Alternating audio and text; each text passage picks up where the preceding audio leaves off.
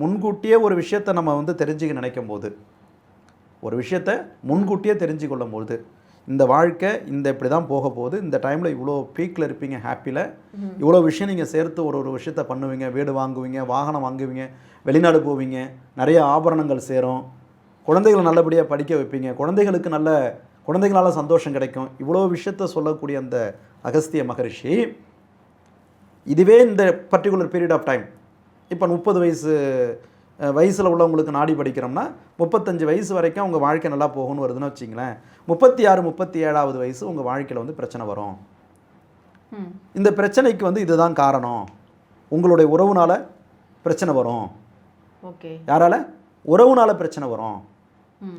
அப்போ வந்து நீங்கள் வந்து உங்களுடைய பழக்க வழக்கங்கள் உங்களை வந்து தவறான முறையில் டைவர்ட் பண்ணும், வேறு சேர்க்கைகள் உங்களுக்கு உருவாகும், உங்கள் புத்தி தடுமாறும் அப்படிங்கிறத மகரிஷி சொல்கிறார். வேணா 1000 நோட்டு வச்சுருக்கேன், எழுதின நோட்டு, எத்தனை நோட்டு வேணாலும் நான் எடுத்து படித்து காட்டுறேன்.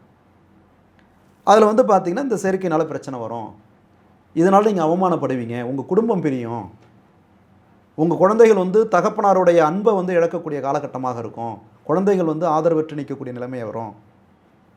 ஸோ இதெல்லாம் நீங்கள் வந்து இதுக்கு காரணமும் உங்களுடைய கர்மா தான். அந்த கர்மா வந்து இந்த கிரகத்தை இந்த நேரத்தில் இந்த மாதிரி உங்களை ஆக்டிவேட் பண்ணிவிடும். உங்களுக்கு நல்லது சொன்னாலும் கூட அதை நீங்கள் கேட்க மாட்டீங்க, நல்லது சொல்ல வரவங்களையும் நீங்கள் பகைச்சிப்பீங்க